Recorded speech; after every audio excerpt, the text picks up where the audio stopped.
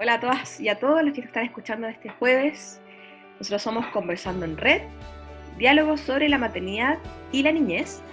Este es un espacio que nace desde la Red Colaborativa para el Cuidado de la Niñez Temprana, que tiene como misión reunir organizaciones civiles en pos del cuidado de la niñez temprana a través del acompañamiento a la mujer con embarazo en situación de vulnerabilidad, el niño y la niña y su entorno familiar y social.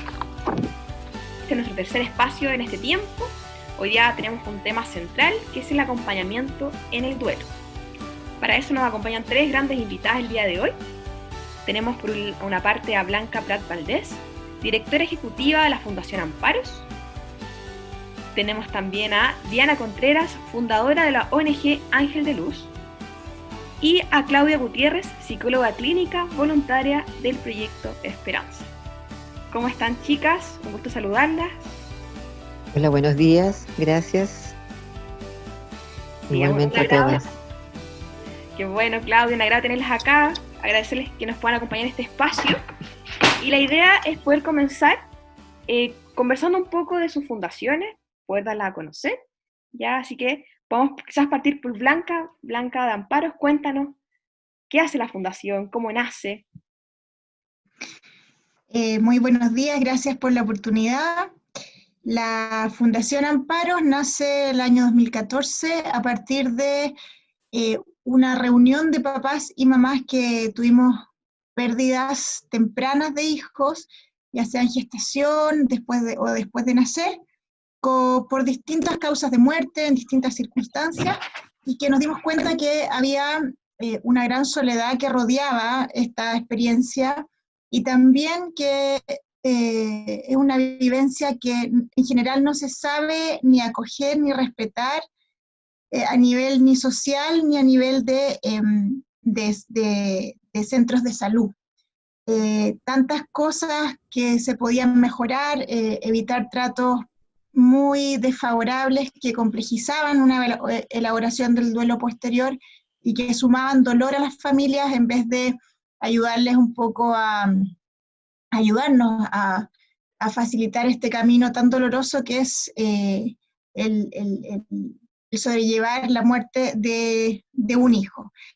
Y bajo la constatación de esas necesidades y del agradecimiento de también de habernos topado con equipos sensibilizados en algunos casos, quisimos crear una fundación que acompañara a otros papás, compartir digamos, los elementos facilitadores en esta experiencia y tratar de suavizar o facilitar en caso de que haya obstáculos para vivirlo de manera de buena manera.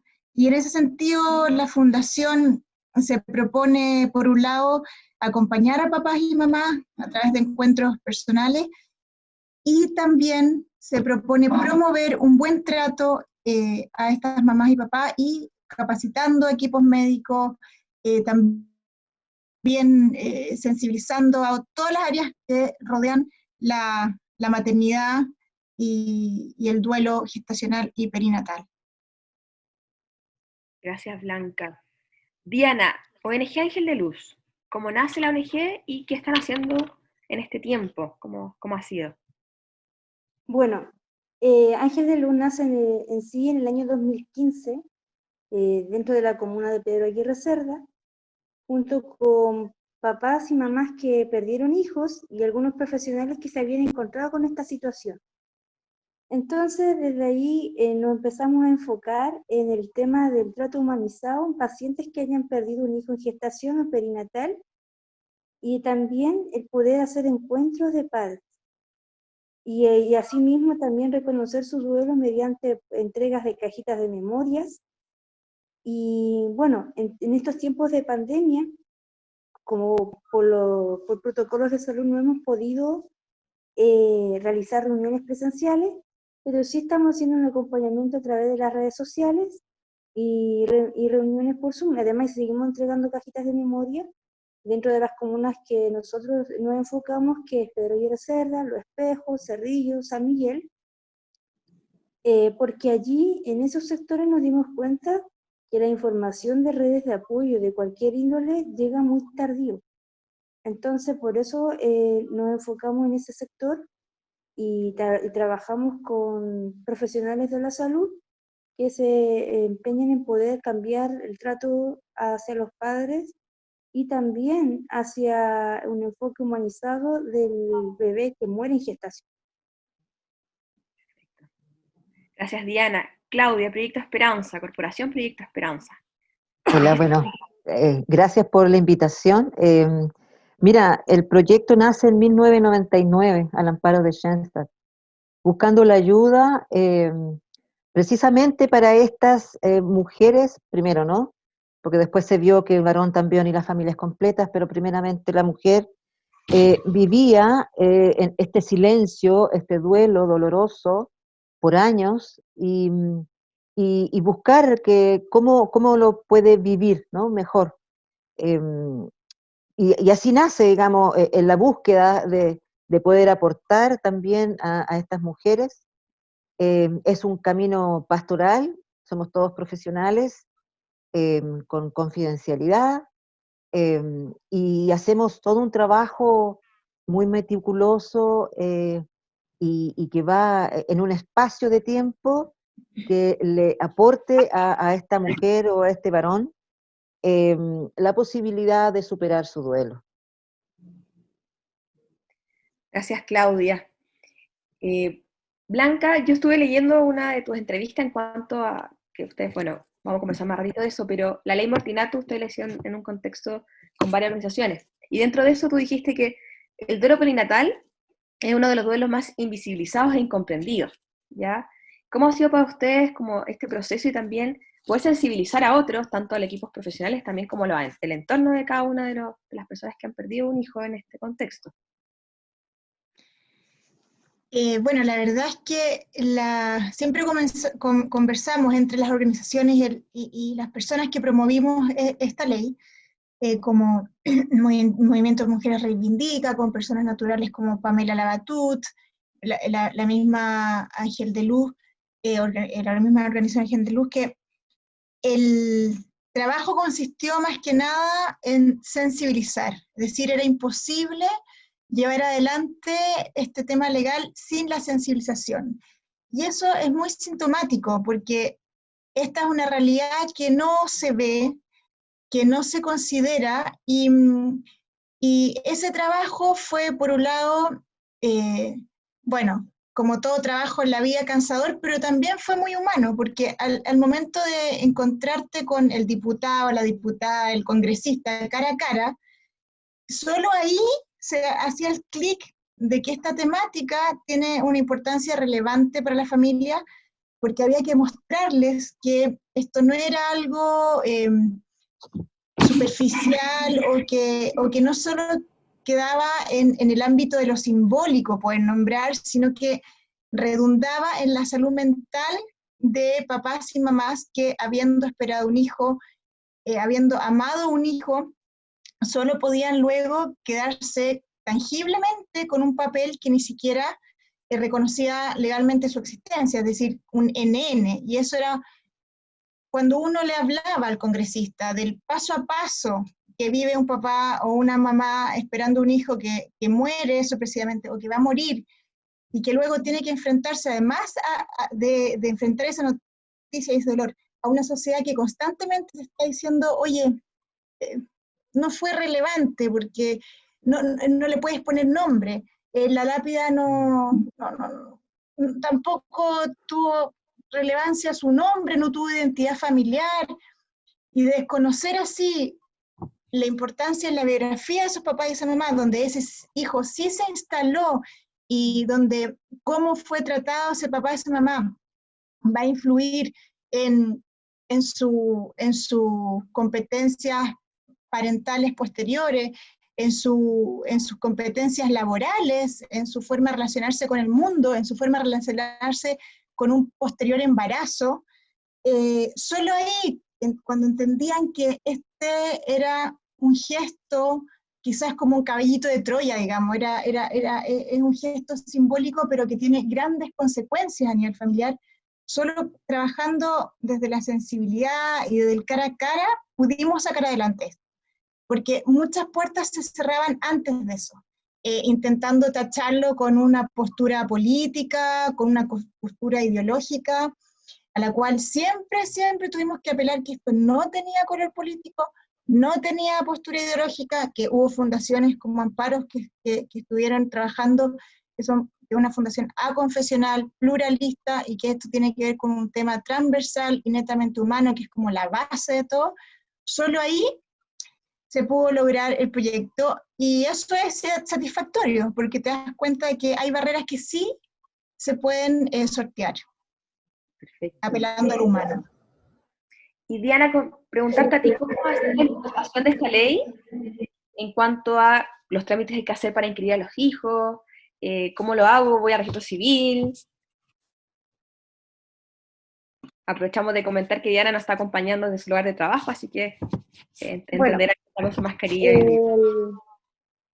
En sí, para poder registrar a un bebé que nace sin vida, tienen que tener un certificado otorgado por el médico. O sea, si es después de la ley, es muy simple. El médico le va a entregar un certificado, le van a preguntar si quiere inscribirlo, porque recordemos que es voluntario.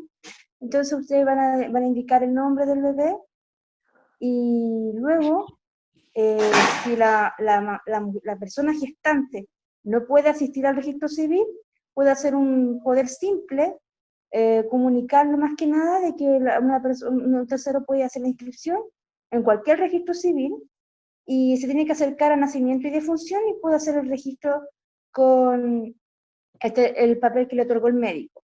En caso de que la inscripción se quiera hacerse por bebés que fallecieron ante la ley, antes de que se promulgara, por ejemplo, en el año 2008, si un bebé falleció aquella época, se puede inscribir si no tiene los papeles, ir directamente al registro civil, pedirle al oficial de civil que le pase una declaración jurídica que es gratuita, y ahí puede realizar la inscripción sin ningún problema.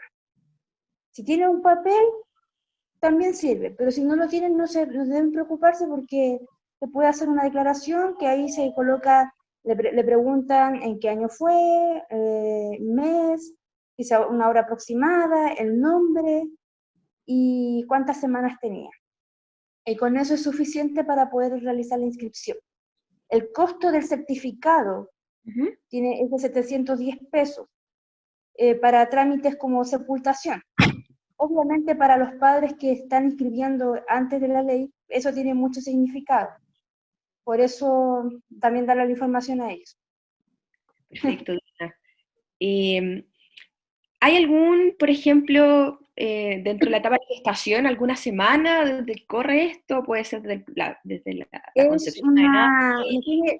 No tiene límite gestacional y es retroactiva, porque nosotros entendemos, y siempre fue una parte fundamental del proyecto, de que el duelo gestacional incluye a los padres que perdieron un hijo incluso en semanas muy previas después de haber quedado embarazada, 2 semanas, porque para los papás, para ellos siempre van a ser su hijo, independientemente de qué etapa nos encontremos. Por eso nosotros luchamos mucho, y que fue algo muy complejo el poder lograr que las semanas fueran sin límites. Y Nacha Seco Fernández nos escribe desde nuestro Facebook preguntando claramente esto, como si no escribe mi guagua, ¿lo puedo hacer tiempo después? Sí, porque es retroactiva, entiendo, ¿cierto? Es retroactiva. Y también preguntaba, ¿hay un mínimo de semanas para inscribir? No hay un mínimo de semanas. No hay mínimo de semanas. Perfecto. Porque entendemos que para todos los padres es importante poder hacerlo. De hecho, hace poco una mamá inscribió a su bebé de 8 semanas con un nombre simbólico, porque por cosas obvias no se sabe el sexo, pero es importante instar a los padres que quieran hacerlo, colocarles el nombre del sexo que sentían que podía hacer, para poder dignificar ese duelo. Queda súper claro, y también, bueno, agradecerles el trabajo que hicieron, por lo que pude revisar. Del 2015 en adelante fue esto, el 2019 se promulga la ley, y ahora recién en agosto empieza a correr, así que yo sé que detrás de esto debe haber un trabajo súper arduo, y también que va en ayuda de esta sensibilización y esta visibilización de este gran dolor. Así que Exacto, es agradece. es la punta del iceberg para hacer mucho más grandes cambios, porque falta mucho todavía, pero este es un primer paso y empezando con colocarle el nombre a quienes dejaron muchas huellas y muchos simbolismos y recuerdos a los padres que perdieron un hijo en gestación. Efectivamente, Diana. Poco pasando a otro tema, Claudia, hablando del Proyecto Esperanza mismo, ¿cuál es el proceso de acompañamiento del Proyecto Esperanza? ¿Tiene etapas? Mira, primero decirte de que la verdad me parece maravilloso esta ley, ¿no? Porque es uno de los grandes objetivos que tiene el proyecto, precisamente hacer visible a este hijo que no está. Porque uno tiene un hijo y lo puede abrazar, besar, ¿verdad? Pero cuando ha sucedido una pérdida de un hijo, no tienes eso, y lo único que podrías tener es visibilizándolo desde su nombre. Y qué maravilla poder entonces, poder contar con esa gran ayuda y aporte a estos padres que han sentido tanto dolor. Y como, claro, bien me preguntas tú, el proyecto tiene 4 grandes metas a desarrollar dentro del programa de acompañamiento, que pasa precisamente por que esta mujer o este varón sepan y reconozcan las secuelas del posaborto, ¿verdad? Que sí existen, para que puedan entonces liberar, que sería este segundo paso, el dolor emocional y esta rabia reprimida, porque es un conglomerado de síntomas y de situaciones difíciles de manejar y que muchas veces las mujeres o los varones las llevan por 20 años o más, para pasar al tercer paso, que es la restauración de las relaciones rotas consigo mismo, ¿verdad? Con los demás y con Dios. Porque ¿por qué Dios permite esto, no? Para al último, como cuarto y gran meta, establecer una relación con este hijo abortado o perdido y aprender herramientas de autoayuda. Estas es como lo global, ¿no? Lo global de todo el proceso que va acompañado o se desarrolla o se logran a través de 9 etapas del acompañamiento, que tiene que ver con un antes de la mujer o de este varón, antes del embarazo, cómo era su vida, ¿verdad? ¿Qué proyectos tenía? ¿Qué creía de la vida? ¿Qué esperaba? Para que luego pasamos al embarazo. ¿Cómo lo vive? ¿Qué pasó? ¿En qué circunstancias? Luego viene la etapa del durante, ¿ah? O en esta decisión del aborto, o cuando se produce la pérdida, y propiamente tal el aborto en sí. Para continuar o terminar casi con un después de este aborto o pérdida, que tiene que ver con la acomodación de efectos del aborto, qué sucede, cómo me adapto, cómo vivo mi vida desde ahí, pasando por el enojo que siento, ¿verdad? Hacia mí principalmente, pero también hacia todo el contexto que me ha rodeado, eh, la etapa del perdón, que es súper importante, que es muy dificultosa también, el reconocimiento después de este bebé, cómo lo veo, dónde está, qué nombre tiene, qué sexo podría haber tenido, para terminar en el 9º paso con la herramienta de reconciliación. La verdad, Vinca, es un proceso hermoso, no menos doloroso, y como cualquier trauma en la vida, implica mirarlo de frente. ¿Ya? Es eso. Es muy bonito, sí. Y Claudia, como sociedad, ¿qué papel jugamos en este proceso en cuanto a esta sanación, esta comprensión de este duelo? Uf, tremendo, porque la verdad que la sociedad, a ver, siempre se dice esta frase, la sociedad falló, ¿no? Cuando hay un hijo abortado. Y yo creo que sí, porque cada mujer, cada persona, cada varón que pierde un hijo, primero no debería perderlo. Y esto se debe a la falta de redes de apoyo que se dan partiendo desde la familia y de la sociedad y del sistema de salud y de las leyes. O sea, es una trama, es una red de protección que no existe y que estoy viendo que con la red colaborativa pareciera que vamos para allá, ¿no? Por lo tanto, la persona que forma esta sociedad, cada uno de nosotros, es tremendamente indispensable para que no se produzcan estos abortos ni pérdidas, especialmente el aborto provocado, ¿no? Que tiene que ver mucho con cómo salgo de este problema, ¿verdad? ¿Qué hago de mi vida? ¿Qué va a ser de mi futuro? Porque, ¿por qué tenemos que pensar que un hijo es un problema, es una situación que me complica, que no me va a permitir sobrevivir, cuando se ha visto en muchos casos de que sí se puede, con la ayuda de todos nosotros? Perfecto, entonces yo creo que es importante fomentar las comunidades protectoras, poder acompañar en todos los procesos, tanto antes como también cuando desafortunadamente viene una pérdida, un hijo también, como ustedes lo han dicho. Creo que como sociedad tenemos una gran tarea ahí que avanzar, y ustedes bien lo han podido reflejar dentro de lo que han podido contar. Y en cuanto, chicas, al contexto de pandemia, ¿cómo han estado ustedes, sus fundaciones? ¿Se han podido adaptar? Yo creo que ha sido un tiempo para todos bien distinto. ¿Siguen acompañando? No sé, Blanca, si tú nos puedes contar qué han hecho ustedes este tiempo. Sí, mira, la pandemia creo que a todos nos ha traído cosas, digamos, no deseadas, pero también regalos inesperados. Y en ese sentido, nosotros extrañamos los encuentros presenciales con los papás y las mamás, tanto grupales como individuales o en pareja. Y también extrañamos poder capacitar y sensibilizar a los equipos frente a frente, o en fin. Pero la tecnología ha sido una herramienta maravillosa en estos momentos porque nos ha permitido seguir en contacto, hacemos acompañamiento por mail, por llamadas telefónicas, y también hemos podido hacer encuentros, si bien encuentro grupal más pequeñito, porque traspasar la contención y el apoyo mutuo a través de la pantalla es algo nuevo. Entonces, no hemos podido hacer nuestros 4 encuentros anuales, que tienen una apertura amplia. Sí hemos podido hacer pequeños grupos por Zoom, y eso ha sido satisfactorio también, y hemos podido acompañarnos mutuamente a través de eso.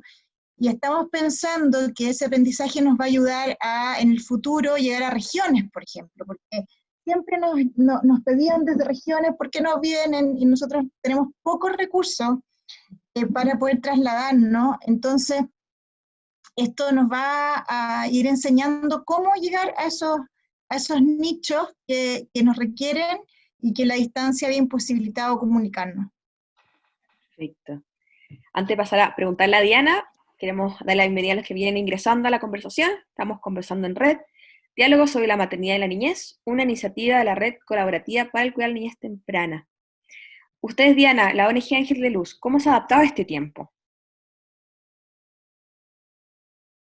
Bueno, obviamente la pandemia y el tema de la cuarentena nos ha afectado a muchos en poder contactarnos, porque no es lo mismo estar tras una cámara que poder tener contacto, de poder abrazar a una mamá, de poder incluso a veces llorar con los papás.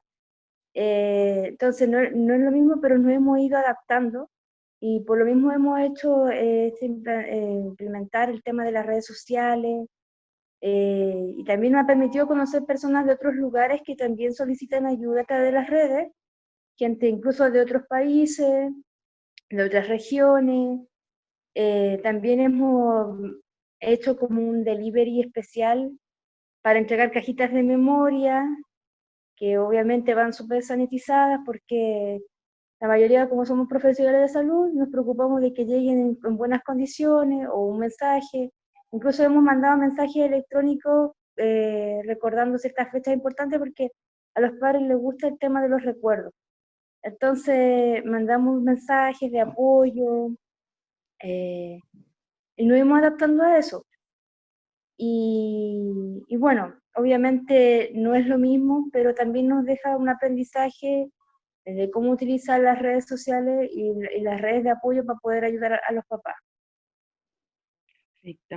Y Proyecto Esperanza, Claudia, como lo han dicho ya, el rol presencial para la contención es un factor muy importante. Sí, es ¿Cómo se ha esencial. podido adaptar el Proyecto Esperanza a esto? Mira, la verdad que creo que ha sido bueno y malo, o no tan bueno. Bueno porque hemos conseguido que sí, el equipo en sí, porque somos muchos a través del país, podamos reunirnos y poder hacer o aclaraciones o tal vez poder capacitarnos. Hemos podido ya que nuestro país es tan largo, pero desde las atenciones, en un principio, y a mí personalmente me pasó con una persona, prefirió no continuar. Y así hay muchas otras personas que también no han querido descontinuarlo hasta que podamos volver. Pero esa ha sido una, porque depende, ¿no? Depende de cada persona, y como esto requiere de mucha confidencialidad, no podemos estar ciertas de que va a tener el espacio, el silencio, la tranquilidad y la soledad para que ella pueda realmente explayarse con lo que siente. Entonces, desde ahí, claro, como las otras instituciones también, nosotros somos muy acogedores y eso implica también o el tomar de la mano o abrazar en un momento dado, y eso hemos echado harto de menos. Y la otra problemática tiene que ver con que últimamente se han acercado más mujeres adultas, personas que, como te decía adelante, llevan por años este dolor, y personas que no se manejan entre las redes. Entonces ha sido un poco más, eso ha ido como enlenteciendo, a pesar de que igual gente más joven ha aparecido en las redes y se ha podido realizar el proceso. Claramente, y además, en contexto de pandemia, la soledad se hace más presente. Yo creo que también ahí el Exacto. duelo ha tenido cambios. Se ¿Cómo lo ves tú agudiza. como psicóloga, Claudia, en este contexto de pandemia? Bueno, obviamente el duelo como proceso natural, ¿no? Ante una pérdida, se agudiza, y más este tipo de duelo que es más complejo, porque el tiempo de la existencia de este duelo lo vuelve muy difícil, y vivenciarlo sola de antes, imagínate, en la vida normal que teníamos, ahora con esta obligatoriedad de estar encerrado, es peor. Ha ido que, claro, por eso que la gente mayor ha ido saliendo, digamos, en busca de ayuda, porque se ha profundizado y se ha agudizado mucho más todo este dolor. Se vive más sola que antes, porque como tenemos que estar solos en nuestros hogares, ¿no? No más allá de quien probablemente no sabe qué es lo que nos pasó, no nos entiende, etcétera, cualquier situación que viva, entonces está mucho más obligada a retener este dolor, y la verdad que se hace invivible casi. Tú, Blanca, ¿cómo lo ves esto desde Amparos? Mira, sí, es que Claudia tocaba un punto central, creo yo, de la dificultad en pandemia. Eh, por un lado, etapas del duelo, hay como momentos en que uno necesita mucho volcarse a lo interior. Y en ese sentido, claro, uno podría pensar esta cuarentena resguarda ese crecimiento del encuentro con uno mismo, del autoconocimiento obligado que implica una pérdida, sí, un terremoto emocional que pone patas arriba todo lo que crees, todo lo que eres, las relaciones personales, las relaciones con Dios, las relaciones familiares.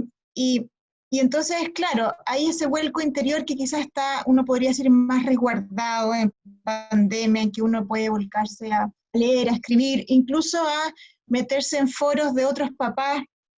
Pero también hay un peligro ahí, y es que muchas veces hay momentos en el duelo en que uno tiende a aislarse. Y este aislamiento nosotros lo hemos vivido y decimos que no es aconsejable. Es decir, es aconsejable sí dejar de juntarse, por ejemplo, con personas que uno sabe que no están recepcionando tu dolor, sino que, por ejemplo, lo están minimizando y eso te causa más dolor, o te están intentando hacer que des vuelta la página, no sé, o te están invitando al baby shower para decirte, oye, ya vas a tener otra guagua.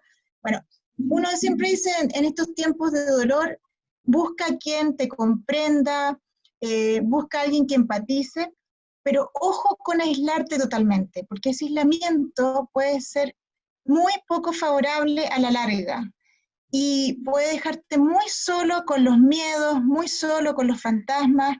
Entonces, sí, en ese sentido, esta pandemia ha sido, yo creo que una especie de, no quiero decir la palabra prueba, pero un obstáculo muy importante para que las personas salgan desde ese aislamiento natural al que muchas veces el duelo te conduce de por sí.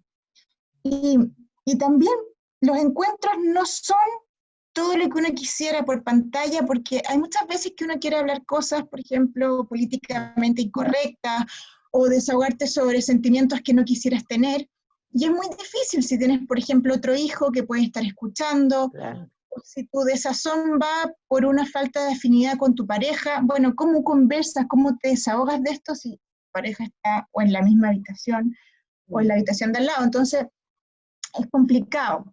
Y por eso hay que buscar ciertamente formas de expresarse, ojalá escribiendo mucho, pero no dejar esa pena guardada, no quedarse solo, enmudecido, porque es importante oxigenar la herida para poder ir sobrellevando este dolor tan muchas veces inabordable.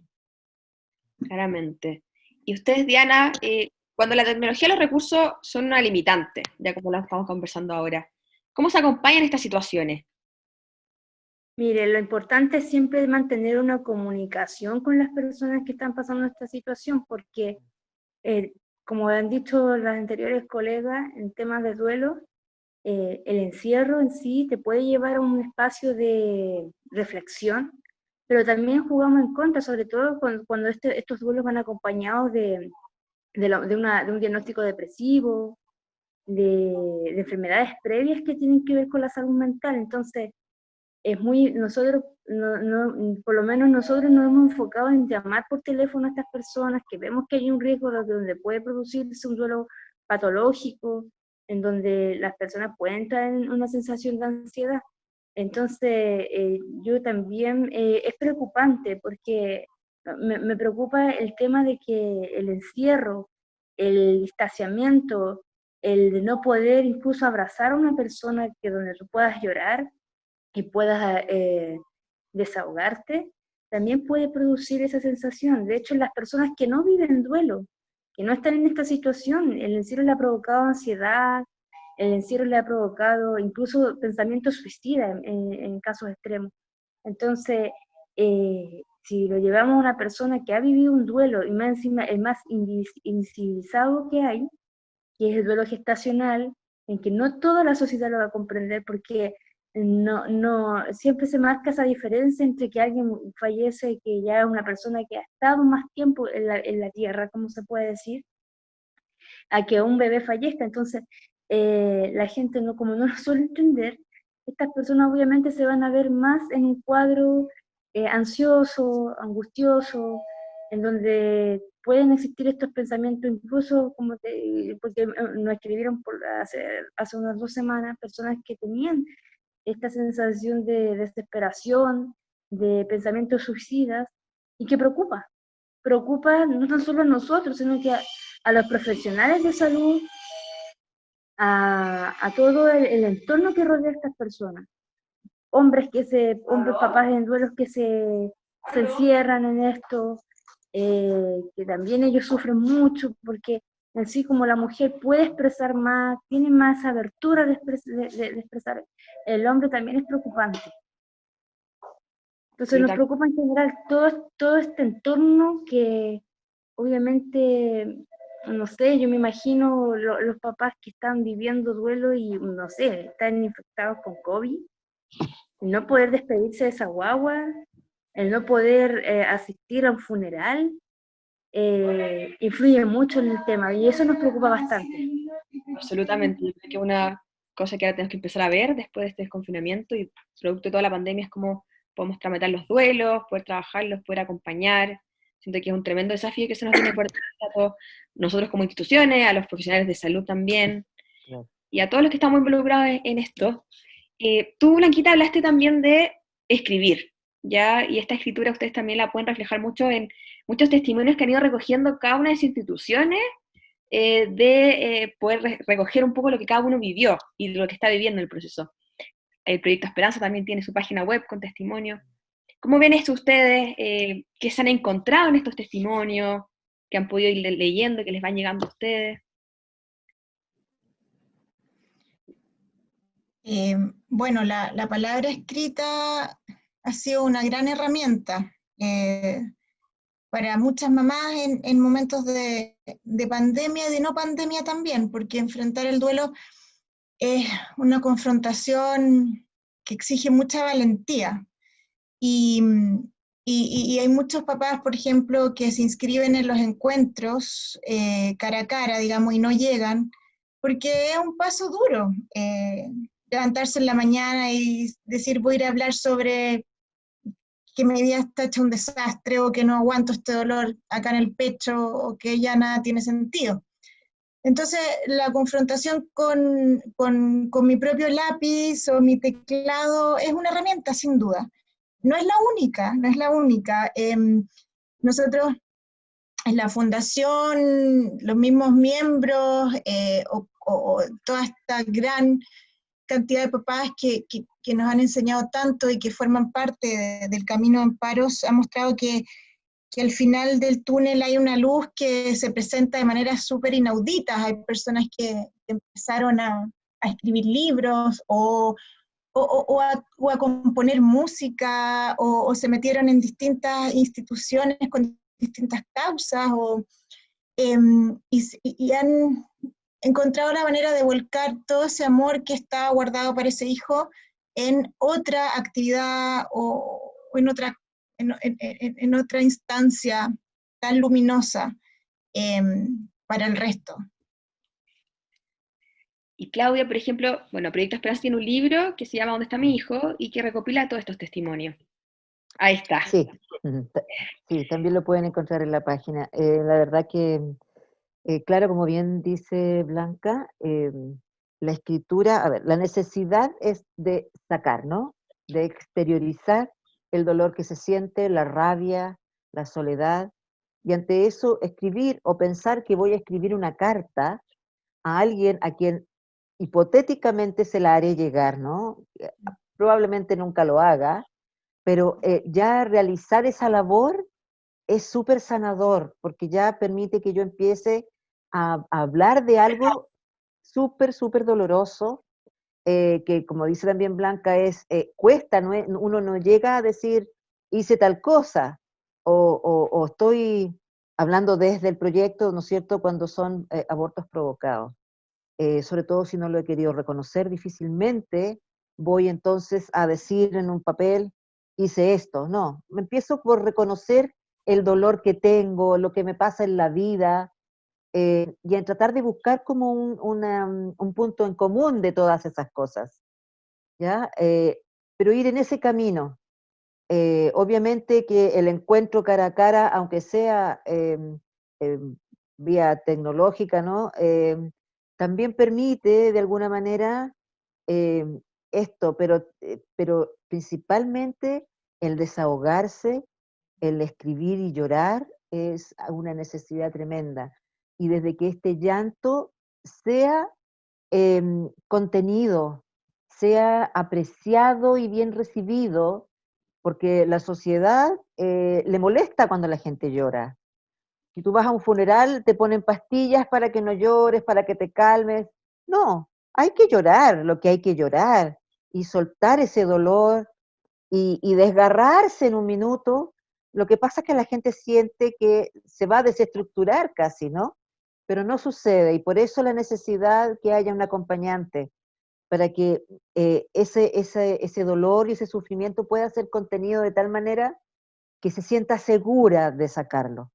Entonces, el primer paso, claro, puede ser en este minuto de confinamiento la escritura o una grabación tal vez que pueda tener, pero todo esto desde este escondite, ¿no? Desde este silencio y cierta oscuridad que debo tener, porque no hay alguien que esté conmigo en ese minuto para contenerme, recibirlo adecuadamente, sin juzgar y sin maltratar, sin criticar, ¿no?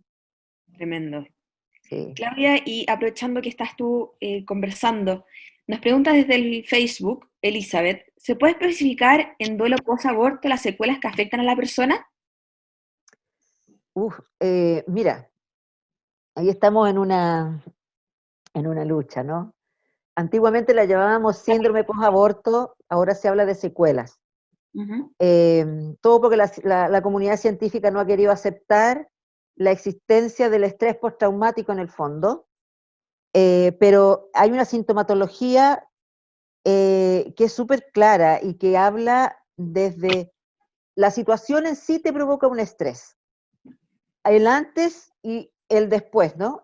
Cuando en el embarazo y después en el aborto. O sea, ya estamos viendo una situación de estrés grande que te genera, por lo tanto, eh, una incomodidad de vivir. Te trae trastornos del sueño, muchas veces promiscuidad, te trae consumos, un problema relacional o de interrelaciones sociales tremendo, partiendo desde la familia que, que es la que está ahí o de las personas que están más cerca, ¿no? Eh, Podemos también sufrir una cantidad de somatizaciones corporales que son típicas, como una depresión, por ejemplo, como trastornos de ansiedad, en fin, eso va a depender también de cada persona, ¿ya? Pero la sintomatología es amplísima y desde ahí que es tratada o acompañada, porque aquí tiene dos ámbitos nomás, desde lo moral y desde lo psicológico, porque se da un sufrimiento psíquico importante, ¿ya?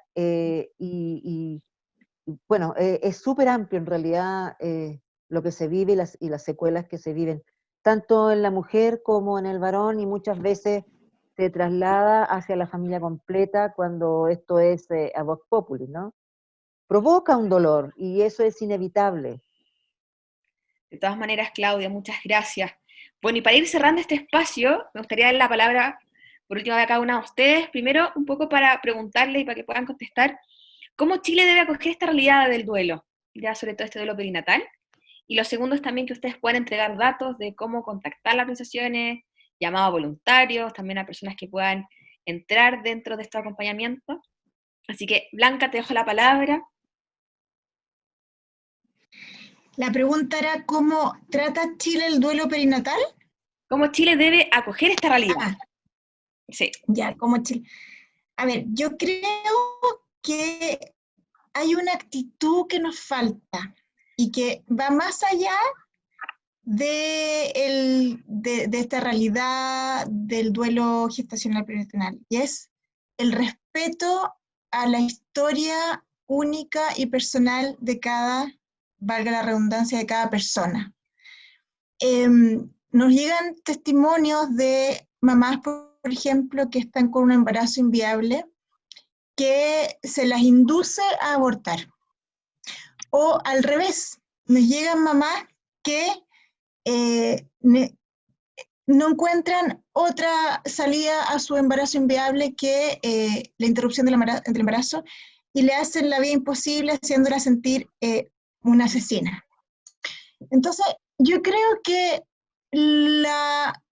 no sé si existe una fórmula, pero nos falta respetar a la persona como protagonista de su proceso, a acogerla en su libertad, a guiarla y acompañarla en su discernimiento, para que esa persona no se sienta presionada ni sola a la hora de decidir cosas que tiene que decidir en un momento muy, muy doloroso de su vida. Nos falta ese como cariño por la persona como protagonista de su historia, y que esa persona pueda estar sufriendo cosas que uno no entienda. En general, yo creo que nos falta esa visión humana de que el otro importa eh, por sí mismo, independiente de la etiqueta, independiente de lo que cree, de la historia que trae.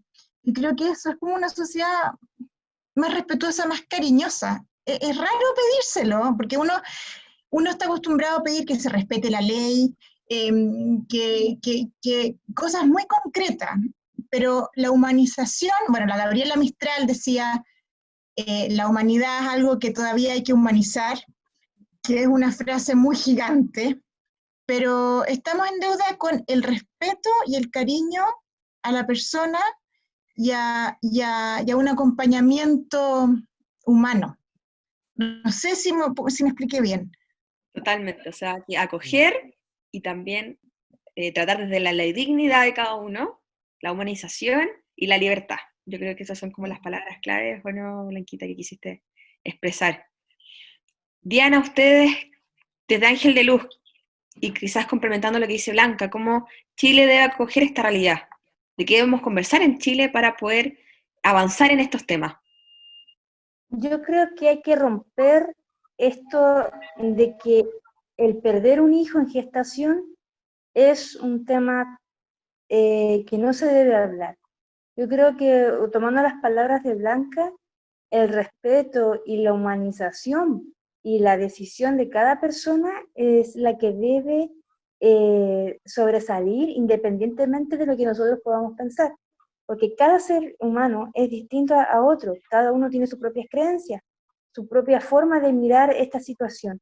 Entonces yo creo que, por ejemplo, a nosotros también nos han llegado testimonios de papás a mamás que se le han prohibido ver a su guagua después de fallecer, que las inducen a parto anestesiadas, o situaciones muy complejas en donde prácticamente al bebé lo tratan como un desecho delante de los padres. Entonces yo también creo que debe haber una pregunta, ¿cómo me gustaría a mí que me trataran si estoy pasando por esa situación? Entender que todos somos seres humanos que sentimos, que sufrimos y nos duele la situación. Tal vez hay padres que en sí no les va a tomar mayor importancia, y también hemos escuchado gente que piden una guagua y simplemente lo olvidan y manejan y cambian de página, ¿cómo se puede decir? Pero también hay personas que quieren nombrar a esta guagua, que quieren sufrir esto, y también hay que valorarlo, porque todos somos personas que tenemos derecho a poder, a poder vivir nuestros procesos de diferentes maneras. Hay gente que cree en Dios, ¿por qué no darle el espacio espiritual? O que, no sé, independientemente de la religión, o personas, por ejemplo, una vez asistí a un funeral donde los papás eran como hippies, una cosa así, hicieron un funeral súper como astronómico, místico, y para ellos fue súper mágico el poder cerrar ese ciclo de esa forma, de creer que su guagua va a estar en las estrellas, en la tierra, y hicieron todo un rito. Entonces yo creo que el respeto por el otro y la empatía, que es una palabra sumamente que la nombramos mucho, pero que muy poco practicamos, sobre todo en el área de la salud, es una cosa que se debe manejar. Perfecto, Diana. Claudia. Bueno, mira, yo siento que esta humanización de que habla Blanca y Diana parte por el respeto a la vida. El sí tremendo y gigante a la vida y también el trabajo arduo en prevención. O sea, no podemos seguir viviendo de la manera en que estamos viviendo, deshumanizados desde el punto de vista, no importa las consecuencias, es decir, nadie piensa en las consecuencias de las cosas que hace. Y desde ahí eso es relevante. Para mí es relevante y creo que para el proyecto también. Entonces, el sí a la vida como sea, porque no estamos, digamos, nosotros somos un mero envase para traer la vida a este mundo, ¿no?